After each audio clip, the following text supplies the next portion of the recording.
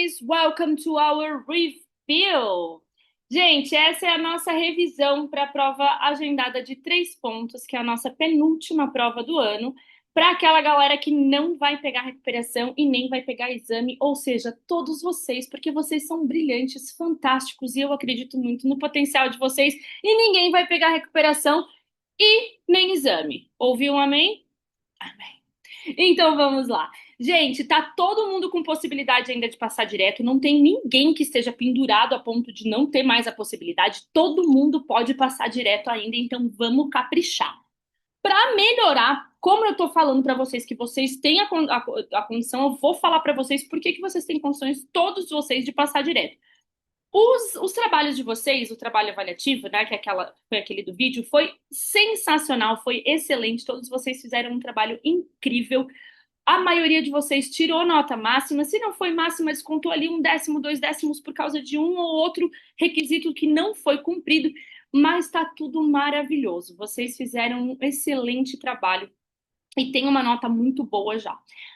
A qualitativa, que é aquele um pontinho maroto da participação, da tarefa e tudo mais, vocês vão tirar vocês vão tirar de letra, porque vocês são maravilhosos. Vocês vão se comportar, vocês vão ouvir, vocês vão participar, não vão? E aí todo mundo vai ter máxima também. E nessa prova, que eram 3 assuntos, eu resolvi tirar um deles.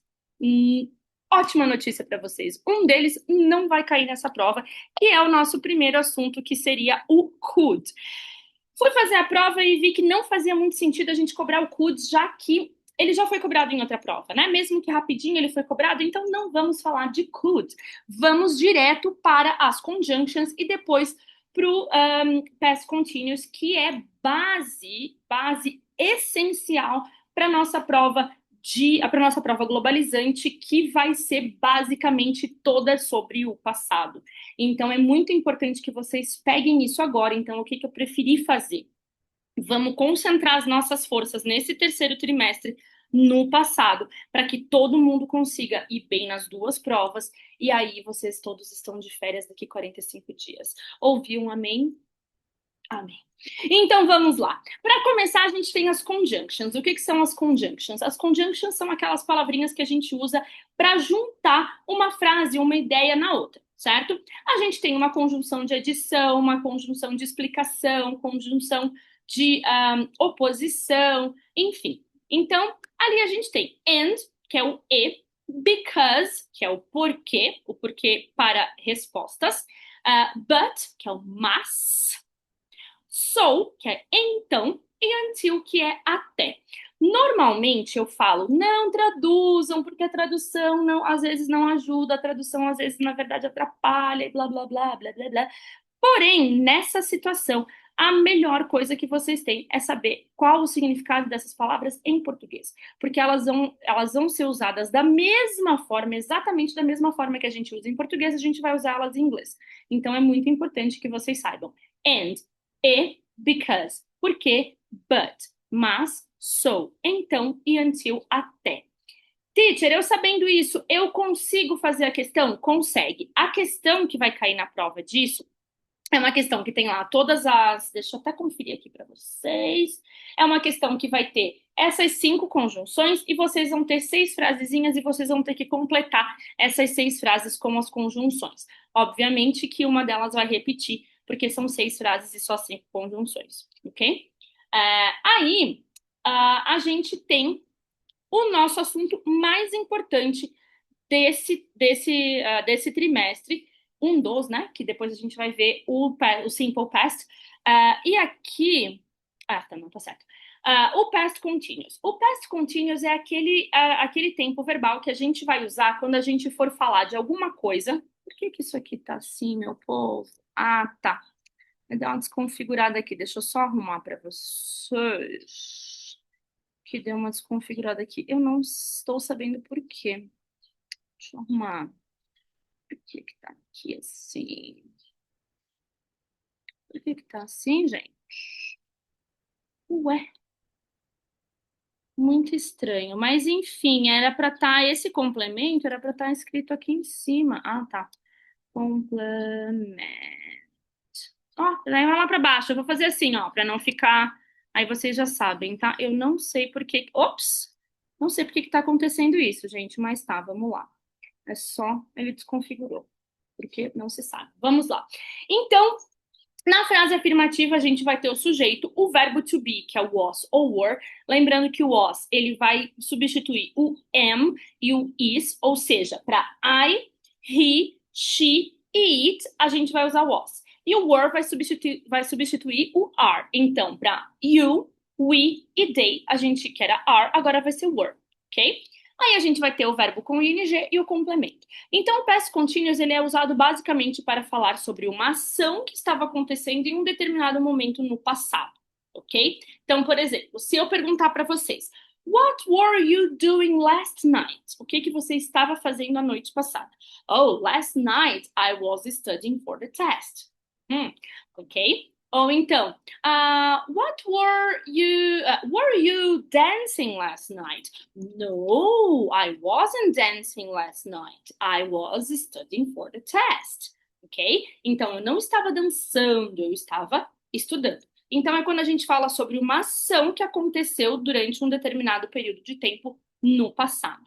O que é importante? Lembrar do verbo to be, né? No passado, para am e is, a gente vai colocar was, então I, he, she, it, was. E para are, a gente vai colocar were. Então, you, we e they were, ok? Na negativa, a gente só vai precisar acrescentar o not logo depois do verbo to be, e a gente pode contrair, então vai ficar wasn't ou weren't. E na interrogativa, a gente vai ter a. Opa, olha aqui, eu tô falando, gente, desconfigurando o negócio todo, que loucura. Aqui, deixa eu colocar aqui. Por que que tá assim, gente? Eu não sei, o negócio tá contra mim hoje. Were, aqui, pronto. Não se preocupem, tá, gente? O resto que tá ali aparecendo não é para hoje, tá? É que eu já deixo pronto para a próxima prova também, que assim fica mais fácil.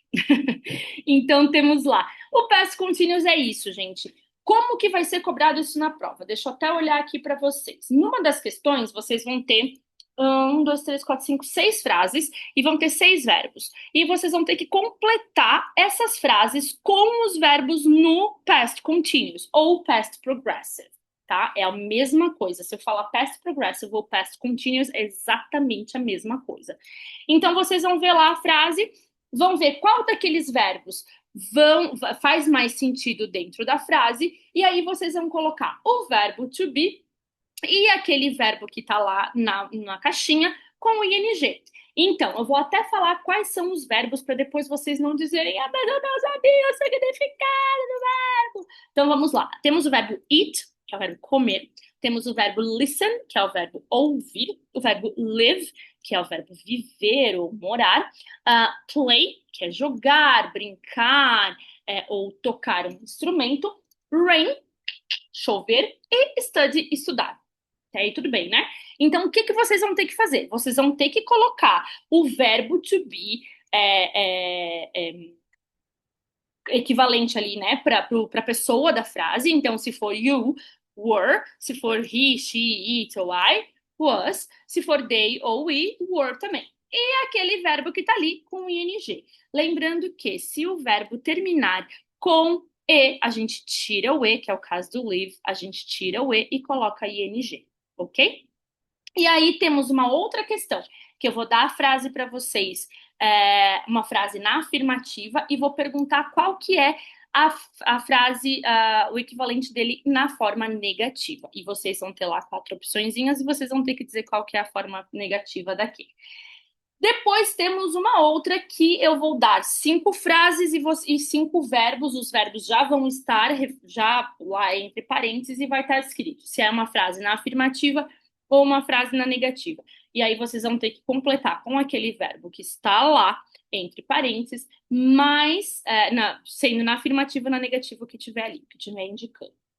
E é isso. A prova tem apenas seis questões, mas nessas seis questões são várias questõezinhas dentro, então vocês vão ter, elas vão valer, né, eu acho que são 30 questões, se eu não me engano, se for ver, né?